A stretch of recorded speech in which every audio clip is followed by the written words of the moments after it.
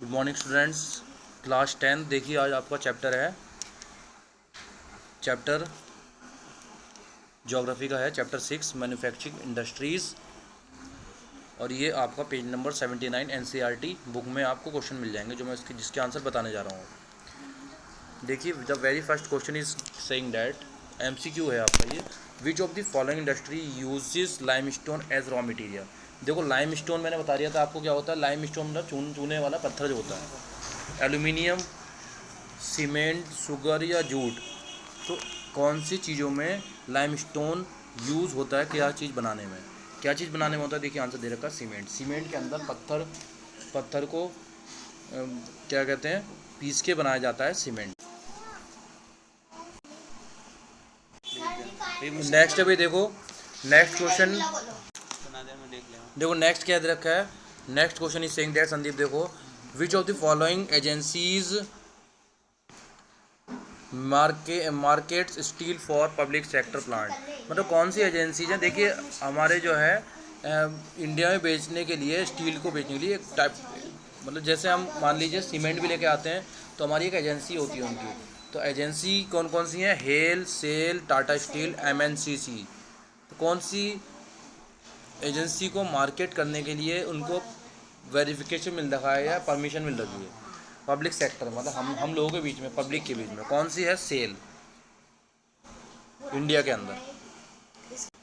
Next question देखिए, which of the following industries uses textile bauxite as raw material. कौन सी industry bauxite का use करती है, ये मिनरल होता है रॉ मटेरियल। कौन से क्या चीज़ बनाने में बॉक्साइड यूज़ होता है, एल्यूमिनियम बनाने में होता है। एल्यूमिनियम जो बनता है उसके अंदर तो बॉक्साइड ही मिला होता है, ध्यान, बॉक्साइड मेटल मिला होता है एल्यूमिनियम के भी अंदर। नेक्स्ट क्वेश्चन है, विच of the following industry manufacturing telephone, computer etcetera. कौन सी इंडस्ट्री बनाती है भाई। देखो तो हमें सिंपल सी बात है, स्टील तो बनाएगी नहीं, इलेक्ट्रॉनिक्स वाली बनाएगी। तो electronic is our answer, because computer किस चीज़ के अंदर आता है, इलेक्ट्रॉनिक्स के अंदर आता है। नेक्स्ट क्वेश्चन देखिए, पहला क्वेश्चन देखिए आप अपने चैप्टर का। The very first question is saying that what is manufacturing. Manufacturing का मतलब क्या है। देखो, किस चीज़ को बनाना क्या कहलाता है, मैन्युफैक्चरिंग कहलाता है, शुरू से आखिर तक। इसका आंसर देखिए नीचे दे रखा है, क्या कह रहा है आंसर में, manufacturing is the process in which goods are produce after processing various raw material. For example देखिए, मैं कह रहा हूँ कि चीनी बनती है, चीनी के लिए रॉ मटेरियल क्या हो गया, शुगर केन हो गया। शुगर केन कच्चा माल हो गया चीनी को बनाने के लिए। कंपनी में जाता है गन्ना, शुगर केन, और वहाँ जाके उसको पीसा जाता है, जो भी कुछ करते हैं, रस निकाला जाता है, उसके बाद उसको फ़िल्टर करा जाता है, देन जो भी करते हैं उसे प्रोसेस, तो उसके बाद गुड्स में तैयार हो जाता है। पैकिंग में मिलती है चीनी, और कट्टों में बढ़ जाती है, बोरियों में बड़ी बड़ी।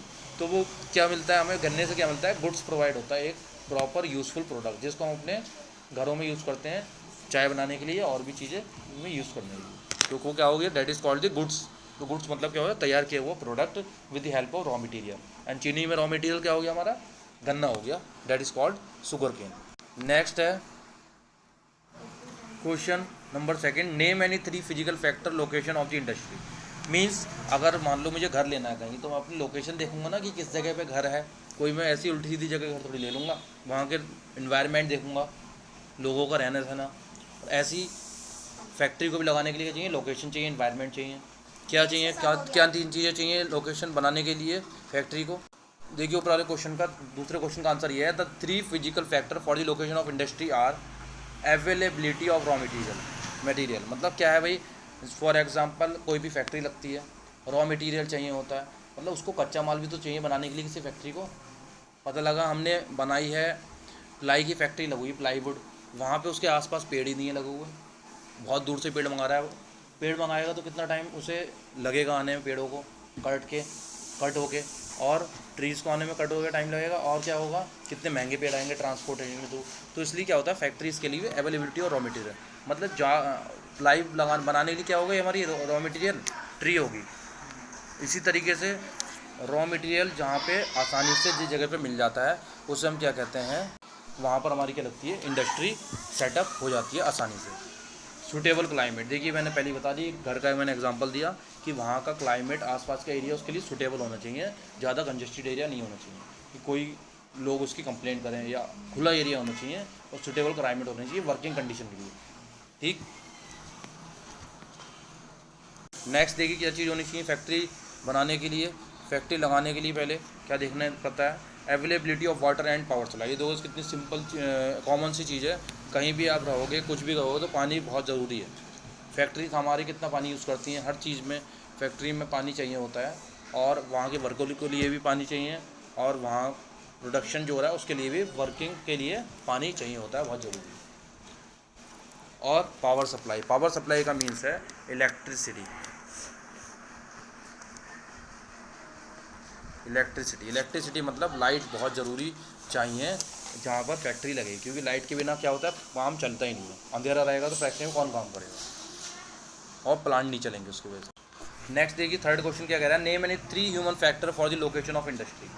3 ह्यूमन लोगों के हिसाब से बताओ कि कौन से लोकेशन वो देखना चाहते हैं, लेना चाहते हैं, जहाँ पर फैक्ट्री को लगाते हैं। वो अपनी मर्ज़ी से कौन सा प्लेस चूज़ करते हैं जब उन्हें फैक्ट्री इंडस्ट्री लगानी होती है, तो ह्यूमन के हिसाब से, हम लोगों के हिसाब से। देखिए the 3 human factor for the location of industry are availability of cheap labour. मतलब ह्यूमन को क्या चाहिए कि पास में अच्छी लेबर मिल जाए। अगर लोकल की लेबर होगी, लोकल के काम करने वाले लोग होंगे तो कितने सस्ते पड़ेंगे उन्हें। तो ह्यूमन काम करते हैं, उनके हिसाब से बता रखा है इसमें कि कैसे ह्यूमन के हिसाब से इंडस्ट्री चलती है और क्या क्या फैक्टर हैं ह्यूमन को वर्क कराने के लिए फैक्ट्री के अंदर, जिससे फैक्ट्री का भी फ़ायदा हो।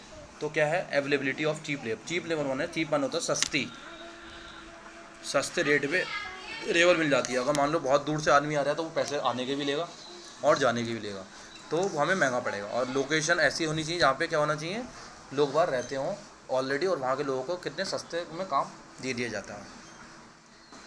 फैक्टर क्या होते हैं, availability of service as consultant and financial advice. For example service की अवेलेबिलिटी होनी चाहिए।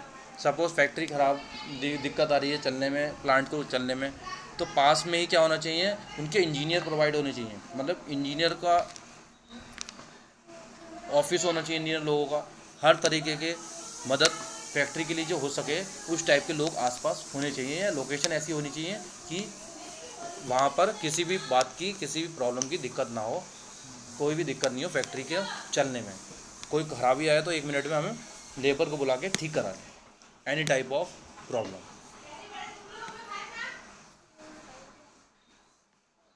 नेक्स्ट है हमारा availability of market. Market means market होनी चाहिए। अगर मार्केट नहीं होगी तो क्या होगा, काम नहीं चलेगा। मार्केट होगी तो कुछ भी चीज़ ला सकते हो।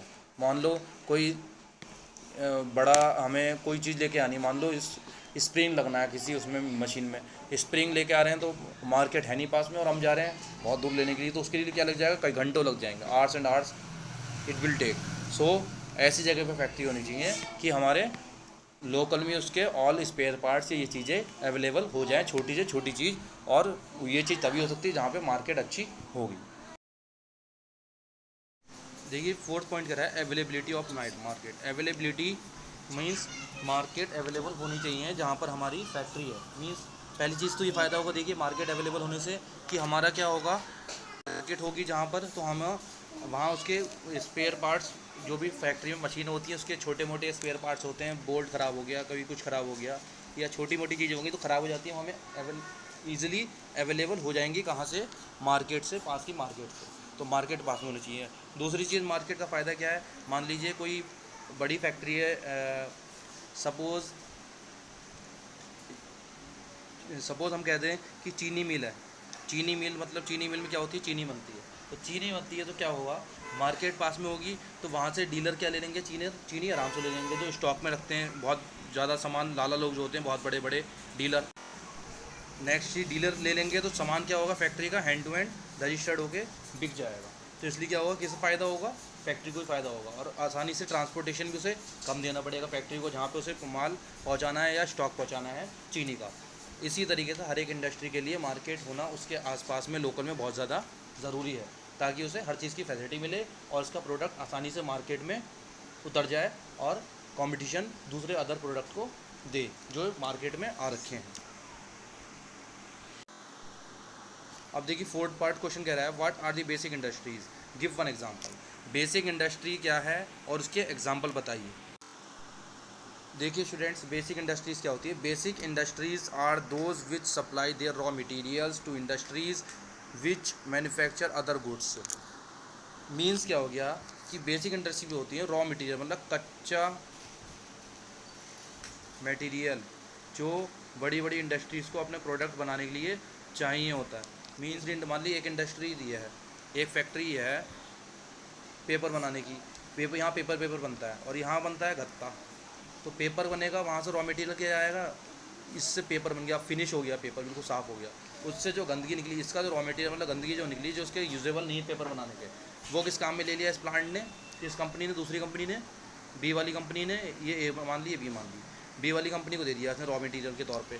तो रॉ मटेरियल से इसने क्या बना लिया, गत्ता बना दिया इससे, जो कॉपी किताबों का गत्ता सबसे फ्रंट पेज का बनता है। तो उससे इसका रॉ मटेरियल किसके काम आ गया, मैन्युफैक्चरिंग इंडस्ट्री जो बना रही है गत्ता। तो ये कौन सी हो गई, बेसिक इंडस्ट्री पहली वाली, ए वाली, जो कि जिसमें पेपर बन रहा है।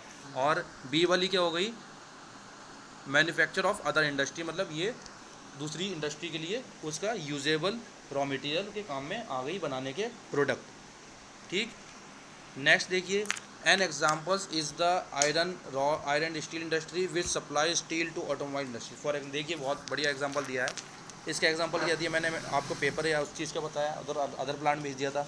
अगर हम एग्जांपल लेते हैं आयरन का, लोहा और स्टील बनाने वाली इंडस्ट्री का, तो जहाँ पे लोहा और स्टील बनता है वो क्या करती है, विच सप्लाई स्टील, जहाँ आयरन बनता है वो क्या करता है, स्टील सप्लाई किसको कर देता है, ऑटोमोबाइल। ऑटोमोबाइल मतलब आयरन और स्टील के पार्ट्स बनते हैं, उसके बाद किसको दे देते हैं, ये ऑटोमोबाइल, जहाँ पे गाड़ियाँ बनती हैं। तो गाड़ियाँ जहाँ बनेंगी, स्पेयर पार्ट्स बनते हैं, स्पेयर पार्ट्स उनको चाहिए होते हैं, जगह जगह से वो कलेक्शन कराते हैं। उसके बाद क्या करते हैं, एक गाड़ी बना के हमें मार्केट में उतार देते हैं। उनकी गाड़ी लाखों रुपए में या हज़ारों रुपए में, टू व्हीकल है या बड़ी गाड़ी है, तो वो लाखों रुपए के हिसाब से उनको प्रॉफिट हो जाता है। और उनका मटेरियल, आयरन और स्टील का मटेरियल किस में लग जाता है, ऑटोमोबाइल इंडस्ट्री में, जहाँ पे हमारी ट्रांसपोर्ट बनते हैं, टू व्हीलर और फोर व्हीलर बनाया जाता है। तो इस मतलब ऑटो आयरन और स्टील इंडस्ट्री का यूज़ किसने कर लिया, यहाँ से पता लगता है हमें, ऑटोमोबाइल इंडस्ट्री में। तो this is called the use of one industry raw material by other industry which is given in the question automobile.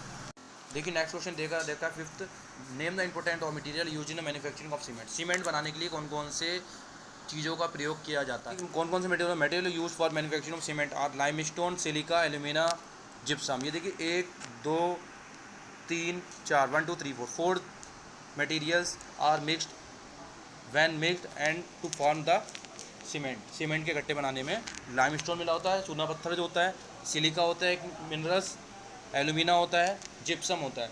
Gypsum जो से पक्का करने का काम करता है, सीमेंट हम कहीं लगा देते हैं तो उसका सेटिंग टाइम को, जो सेटिंग टाइम का मतलब हो गया, आज मैंने सीमेंट लगाया यहाँ पे 3 घंटे में सेट हो गया, कहते हैं भाई पक्का हो गया ये। तो उसको सेटिंग करने की जो प्रोसेस करता है वो जिप्सम करता है। पहला पार्ट देखिए है, how integrated steel plant different from mini steel plants, what problems these does the industry face, what recent developments have led to rise in the production capacity. Means इसके दे कह रखा है, इंटीग्रेटेड होता है कई ब्रांच को मिलाकर एक प्लांट बनना। मान लीजिए कोई फैक्ट्री है, उसमें कई लोगों का हिस्सा है, तो वो इंटीग्रेटेड हो गया, सब तरफ से उन्होंने हायर कर रखी, छोटी छोटी लोगों को हायर कर रखा है, उन्होंने एक ग्रुप बनाया, उसके बाद उन्होंने वो कर लिया। या इंटीग्रेटेड प्लांट ऐसे कह सकते हो कि वहाँ पर सब चीज़ें असेंबल होती हैं, उसके बाद वहाँ से प्रोडक्ट एक गुड्स निकलता है। ठीक, तो that is called integrated plant. और ये किससे डिफरेंट, इस मिनी मतलब छोटे प्लांट से कैसे डिफरेंस है, दोनों में डिफरेंस क्या है, अलग अलग क्या है, तो हमें बताना है। देखिए आंसर देखिए क्या रखा है, integrated plants are large plants, ये बहुत बड़े बड़े प्लांट्स होते हैं जहाँ पे मैन्युफैक्चर करे जाते हैं goods, which handle everything in complex. Complex मतलब क्या है, वन कॉम्प्लेक्स। मीन्स मैंने बताया था आपको कि आयरन स्टील प्लांट का पहले एग्जांपल दिया कि आयरन स्टील की इंडस्ट्री में आयरन स्टील के स्पेयर पार्ट्स बनते हैं और किसको चले जाते हैं, ऑटोमोबाइल को चले जाते हैं। ऑटोमोबाइल वाले क्या कर लेते हैं, अपने यूज़ में लेते हैं, तो वो क्या हो गया, बहुत बड़ा प्लांट हो गया। मीन्स ऑटोमोबाइल्स क्या हो गया, बहुत बड़ा प्लांट। वहाँ पर क्या हो गया, इलेक्ट्रॉनिक के भी आइटम होंगे, क्योंकि वो उन्हें लाइटें लगानी पड़ेंगी गाड़ियों की, टायर के भी, एंड आयरन स्टील की भी, और भी चीज़ें, वायरिंग हो गई, बहुत चीज़ें जो भी हमें गाड़ी में लगती हैं वो सब क्या होती हैं, वहाँ अवेलेबल होती हैं। और वो बहुत बड़ा कॉम्प्लेक्स, मतलब कई सारी चीज़ें होती हैं एक ही प्लांट के अंदर, जहाँ पे यूज़ करा जाता है ट्रांसपोर्ट बनाने के लिए या ऑटोमोबाइल बनाने के लिए, गाड़ियाँ बनाने के लिए। From putting together raw material to steel making, rolling and shaping. देखिए वही चीज़ है, किसको लगा जाता है, रॉ मटेरियल का कैसा यूज़ होता है यहाँ पे, steel making, rolling and shaping, उन्हें शेप दिया जाता है। वहाँ पे एक पार्टिकुलर क्या दिया जाता है, शेप दिया जाता है, डिज़ाइन बनाया जाता है गाड़ियों का, जिसको मिलाकर क्या बनती है, गाड़ी बनती है, और जिसको हम खरीदते हैं डिज़ाइन के अकॉर्डिंग कि ये अच्छी लग रही है तो ये हम बाय करेंगे, खरीदेंगे, परचेज़ करेंगे। नेक्स्ट देखिए मिनी स्टील प्लांट्स के बारे में पूछा था। मिनी स्टील प्लांट्स क्या होता है, मिनी मान होता है छोटा, mini steel plants are smaller. देखिए दे रखा है छोटा, have electric and furnace, use mainly scrap and sponge iron inputs, have rollers and ingots, well reduce mild and alloy, steel given specification. वही चीज़ है, मैं एग्जांपल बताई दिया आपको। मिनी स्टील प्लांट्स कौन से हो गया हमारा, इलेक्ट्रिकल अप्लायंसेस, जो इलेक्ट्रिकल चीज़ें होती हैं, वायर हो गया, वायर क्या होता है, छोटी सी इंडस्ट्री होती है वहाँ बन जाता है। Next furnace mainly steel scrap, steel के स्क्रैप होते हैं उसमें बन जाता है। आयरन इनपुट्स, छोटे मोटे आयरन्स के जो वो लगते हैं, स्ट्रिप लगती हैं कहीं पे तो वहाँ यूज़ होता है। तो छोटी छोटी इंडस्ट्रियों में क्या होता है, हमारी मिनी स्टील प्लांट के एग्जांपल क्या हो गए, जो रोलर्स होते हैं, छोटे मोटे स्पेयर पार्ट्स जहाँ बनते हैं, वो सब क्या हो गए हमारे मिनी, मतलब छोटे स्तर की इंडस्ट्री हो गई, जहाँ पे चीज़ें बनाई जाती हैं, किसके लिए और कहाँ बेच दी जाती है बनाकर, बड़ी इंडस्ट्री में, कॉम्प्लेक्स इंडस्ट्री में, टू मेक देयर प्रोडक्ट, वो अपना प्रोडक्ट बनाती हैं इस कारण। नेक्स्ट देखिए क्वेश्चन दे रखा है, how industries pollute the environment. बिल्कुल सिंपल सा वे है, पॉल्यूट मतलब गंदा करना। इंडस्ट्रीज कैसे पॉल्यूट करती है हमारे पर्यावरण को, इन्वायरमेंट को, इंडस्ट्री जो फैक्ट्री होती है। देखिए इसी क्वेश्चन दे रखा था आपको, what problems does industries face, what recent developments have to led in production capacity. देखिए इंडस्ट्रीज़ को कौन कौन सी प्रॉब्लम फेस करनी पड़ती हैं, इन बड़ी इंडस्ट्रियों को कैसे कैसी प्रॉब्लम फेस करनी पड़ती हैं, तो बता रखा है। देखिए आंसर देखो नेक्स्ट दे रखा है इसमें कि कौन कौन सी प्रॉब्लम फेस करनी पड़ती हैं स्टील इंडस्ट्रीज़ को अपने मैन्युफैक्चर करने के लिए, प्रोडक्ट जो भी वहाँ जो भी पार्ट्स वहाँ स्टील इंडस्ट्री में बनते हैं। ठीक है, problems of steel industry are कौन कौन सी हैं, high cost and limited availability of coking coal. देखिए हाई कॉस्ट, स्टील की कॉस्ट हमें पता है कितनी ज़्यादा हाई होती है, और इससे जब हाई क्यों होती है वो कॉस्ट स्टील की, क्योंकि इसका रॉ मटेरियल भी, जिसे बनाने के लिए भी जो रॉ मटेरियल आता है वो भी बहुत महंगा आता है। नेक्स्ट है लोअर प्रोडक्टिविटी ऑफ लेबर। इसमें क्या होती है, लेबर जो होती है, जो वहाँ काम करते हैं, उनकी जो होती है क्या होती है, प्रोडक्टिविटी बहुत कम होती है, उनको सैलरी क्या होती है, बहुत ज़्यादा। देखिए लोअर प्रोडक्टिविटी का मतलब होता है, lower productivity of labour means हो गया कि लेबर जो होती है वहाँ से प्रोडक्शन स्टील इंडस्ट्री में बहुत ज़्यादा कम देती है, मतलब वहाँ से ऑटोमेटिकली क्या होता है, इसका प्रोडक्शन जो होता है बहुत कम प्रोडक्शन निकलता है, होता है वहाँ से आउटपुट जो मिलता है स्टील इंडस्ट्री से। लेबर बहुत धीरे काम अगर करने लग जाए तो स्टील इंडस्ट्री को क्या हो जाता है, घाटा हो जाता है। दूसरे घाटे की बात ये होती है, इसको लॉस हो जाएगा। Next irregular supply of power. Irregular supply मतलब उसको प्रॉपर सप्लाई नहीं मिलेगी लाइट की। स्टील इंडस्ट्री को देखिए, कोई भी इंडस्ट्री को प्रॉपर सप्लाई, वो लाइट नहीं मिले या पावर नहीं मिले तो वो क्या होगी, चलेगी ही नहीं। नेक्स्ट हो गया पुअर इंफ्रास्ट्रक्चर। इंफ्रास्ट्रक्चर हम क्या ही सकते हैं, अगर हमारे इंफ्रास्ट्रक्चर बेकार हुआ, मान लीजिए ऊपर हमारे शेल्टर नहीं हुआ, अच्छे से प्रोवाइड नहीं हुआ, तो क्या होगा, इंडस्ट्री की पानी आ जाएगा, बारिश पड़ेगी तो, और धूल मिट्टी आएगी, तो जिससे क्या होगा, वर्किंग करने में लेबर को प्रॉब्लम पड़ेगी, और जिस कारण क्या हो सकती है प्रॉब्लम, किसको आती है, डायरेक्ट वे में किसे आती है, इनडायरेक्ट वे में आएगी, तो स्टील इंडस्ट्री के को ही फेस करनी पड़ेगी, झेलनी पड़ेगी। तो इससे स्टील इंडस्ट्री की प्रोडक्टिविटी को भी बहुत फ़र्क पड़ता है। अब देखिए इसी क्वेश्चन में दे रखा था कि आपको कौन कौन से डेवलपमेंट, मतलब कौन कौन सी तकनीकें यूज़ हुई प्रोडक्शन ऑफ कैपेसिटी, मतलब आउटपुट को बढ़ाने के लिए। तो देखिए following some recent development have led to rise मतलब बढ़ाना, तो प्रोडक्शन कैपेसिटी हर एक इंडस्ट्री की। तो पहले क्या चीज़ हुई, लिबरलाइजेशन मतलब सबको एक तरीके से फ्रीडम है अपने राय देने का, वर्किंग करने का। अगर लेबर को कोई अच्छा काम आ रहा है तो अपनी तरीके से वर्किंग कर सकता है, बट किसके फेवर में होना चाहिए, इंडस्ट्री के फेवर में होनी चाहिए वो वाला काम। नेक्स्ट है foreign direct investment, FDI with the efforts of private enterprise. बिल्कुल चीज़ है, देखिए हम अपने देश से एक्सपोर्ट इंपोर्ट दोनों करते हैं, तो अगर हमारा फॉरेन डायरेक्ट इन्वेस्टमेंट, अगर हम अपनी कंट्री का इन्वेस्टमेंट, फैक्ट्री का इन्वेस्टमेंट बाहर का इंडस्ट्री सेटअप करके लगाएंगे, मान लीजिए हमारे इंडस्ट्री का रेट यहाँ पे कम है, अदर इंडस्ट्री और स्टेट में लगाएंगे तो वहाँ जो है हमें ज़्यादा प्राइस मिले, या किसी एरिया में किसी कंट्री में ज़्यादा प्राइस मिले, तो हम क्या कर सकते हैं, अपनी इंडस्ट्री का पैसा कहाँ इन्वेस्ट कर सकते हैं, अदर कंट्री में यूज़ कर सकते हैं, वहाँ से अपना फ़ायदा कमा सकते हैं। तो ये किसके काम में आएगा, इंडस्ट्री के ही काम में आएगा, manufacturing industry of any type of industry, whether it is large और स्मॉल। नेक्स्ट चीज़ है improvement in production process by use of newer technology. वही चीज़ है, देखिए आज के टाइम में आपने देखा है कि पहले जहाँ 100 लोगों का काम होता था, वहाँ क्या कर रहे हैं, 10 लोग काम कर रहे हैं आज, और किससे कर रहे हैं, मशीनों से कर रहे हैं। तो मशीन ने और रोबोट टेक्नोलॉजी आ गई है, जिसमें एक किसी की भी हमें ज़रूरत नहीं पड़ती है, सिंगली वो काम करते रहते हैं रोबोट, और मैन की कोई रिक्वायरमेंट नहीं पड़ती है, जिसके कारण हमें जो है बेरोज़गारी भी देखने को मिल रही है देश के अंदर। और ये हमारी क्या हो गई, टेक्नोलॉजी हो गई, एक तरीके से हायर टेक्नोलॉजी होगी, जिसको क्या काम कुछ करने में आ रही है, इंडस्ट्रीज़ को चलाने का काम आ रही है। नेक्स्ट देखिए, क्वेश्चन कह रहा है how industries pollute the environment. Industries pollute कैसे करती है, एनवायरनमेंट को कैसे गंदा करती हैं इंडस्ट्रीज़। देखिए, industries are responsible for 4 types of pollution. देखिए, इंडस्ट्रीज से बेसिकली 4 टाइप के पॉल्यूशन होते हैं, गंदगी करती है 4 टाइप की। पहले क्या करती है, हमें पता है, एयर होता है, पानी, वाटर, लैंड मतलब यहाँ इंडस्ट्री सेटअप करी, यहाँ से दूसरी जगह कर ली, यहाँ पे क्या करा, बहुत बड़ा सेटअप लगा दिया, वहाँ पे खोद के चले गए, फिर तो उससे लैंड हमारी ख़राब हो गई।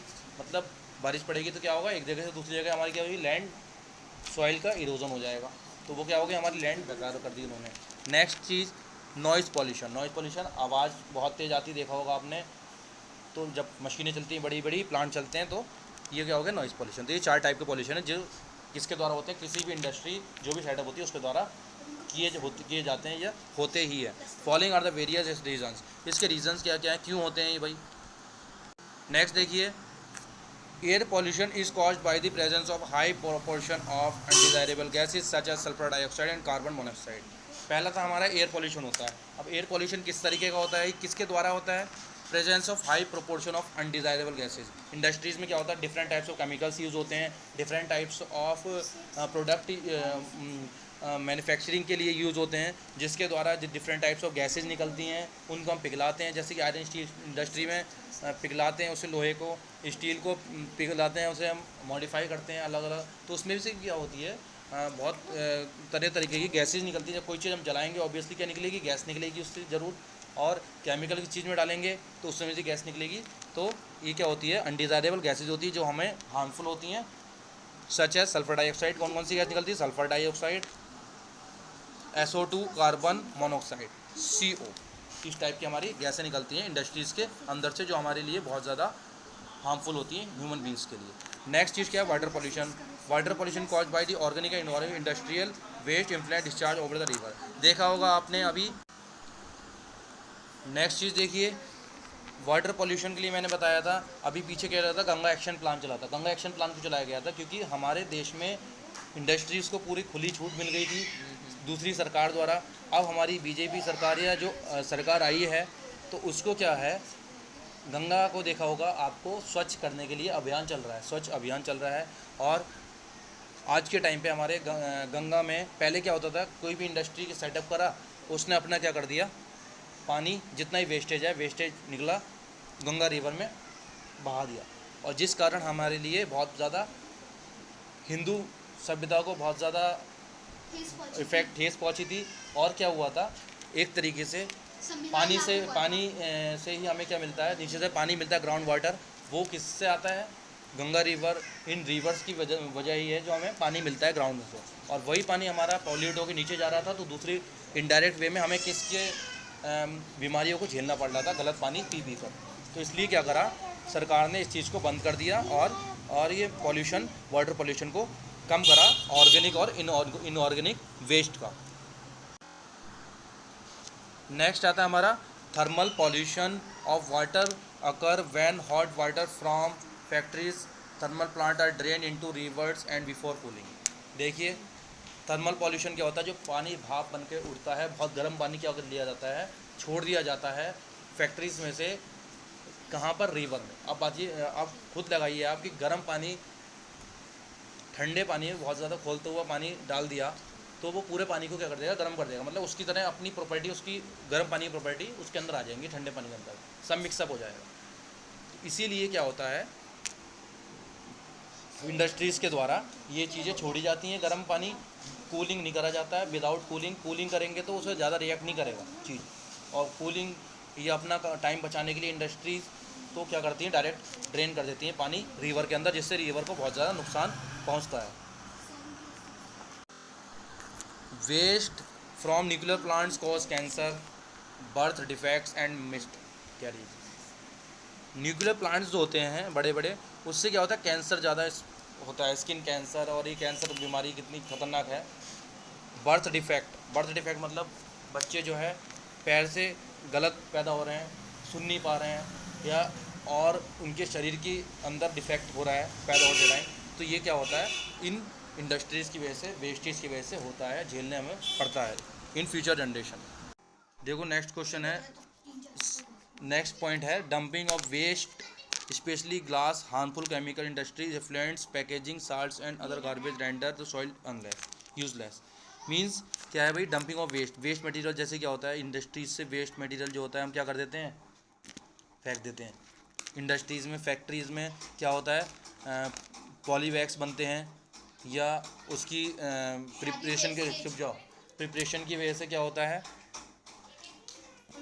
और भी चीज़ें चाहिए होती हैं, पॉली चाहिए होती हैं प्रोडक्ट के लिए, और जो ख़राब हो जाती हैं पॉली, या वेस्टेज जितना भी होता है, कूड़ा कचरा कितना होता है, हम कहाँ फेंक देते हैं, केमिकल्स के, ग्लासेस की इंडस्ट्रीज होती है, ग्लास, ठीक है।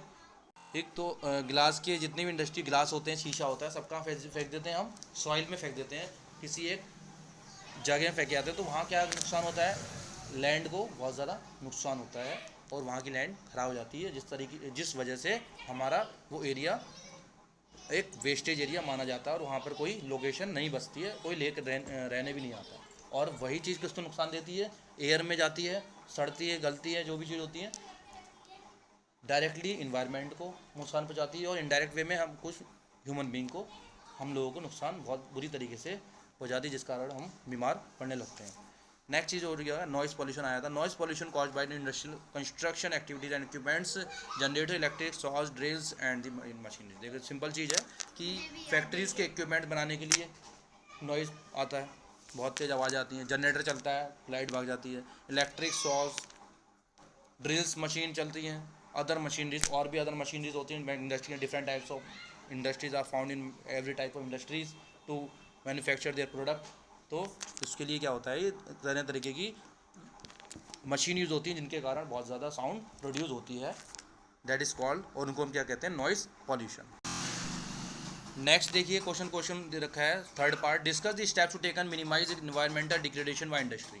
मीन्स कि कोई स्टेप, एक तरीके बताओ गई आपकी, जिससे मिनिमाइज हो इन्वायरमेंट डिग्रेडेशन में होता है इन्वायरमेंट का कम होना। मतलब इंडस्ट्रीज ज़्यादा से ज़्यादा सेटअप हो रही है इतनी, और हम क्या मेथड यूज़ कर सकते हैं कि इंडस्ट्रीज़ भी हमारी लग जाएं, और क्या हो, कम से कम इंडस्ट्रीज लगेंगी तो कम से कम क्या होगा, हमारा इन्वायरमेंट का पॉल्यूशन ख़त्म होगा, और वो हमें लैंड कम देनी पड़ेगी, जिस कारण इन्वायरमेंट को इफेक्ट कम पड़ेगा। तो आप स्टेप बताइए कि कौन कौन से स्टेप हैं जिससे हम इन्वायरमेंट को बचा सकते हैं वेस्ट होने से।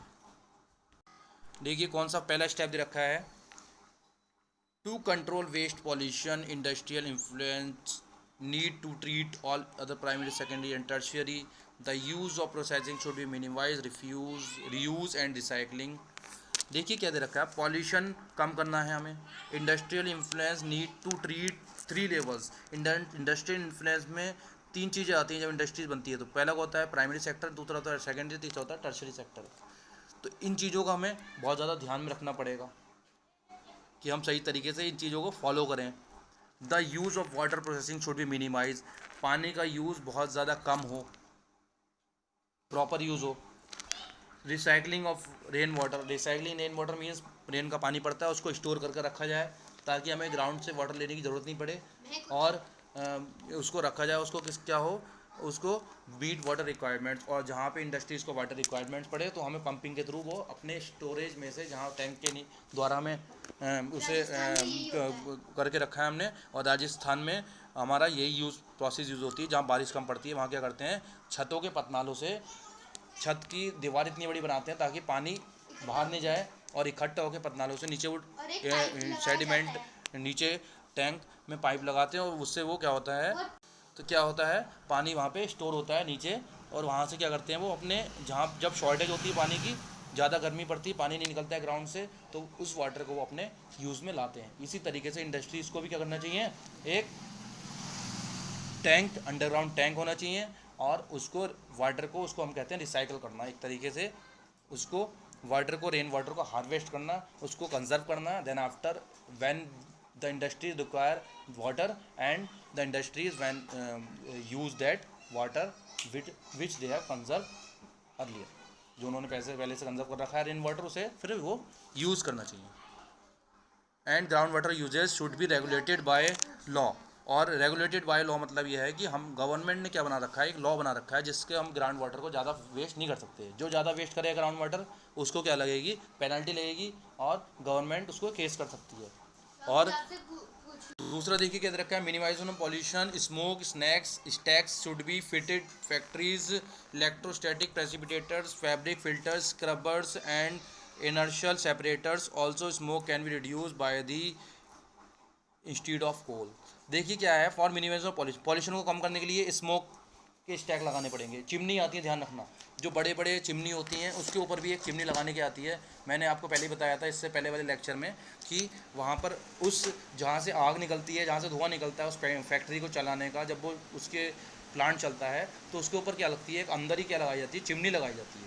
चिमनी से क्या होता है, वो जितना भी धुआं के साथ में ऐश होती है या वेस्टेज जिसे हम ऐश कहते हैं, वो उसके साथ रुक जाता है और इन्वायरमेंट को पॉल्यूट करने से बचा लेता है, और उससे क्या होता है, हमारा इन्वायरमेंट स्वच्छ रहता है, पॉल्यूट होने से बहुत ज़्यादा हद तक कम हो जाता है। और गवर्नमेंट ने ये चीज़ें, चिमनी हर जगह, फ़िल्टर चिमनी कहते हैं, फ़िल्टर चिमनी, और ये कंपलसरी कर दी है हर एक इंडस्ट्रीज़ में लगाने के लिए। जो नहीं लगाएगा उस पर क्या होगी, पेनल्टी पड़ेगी।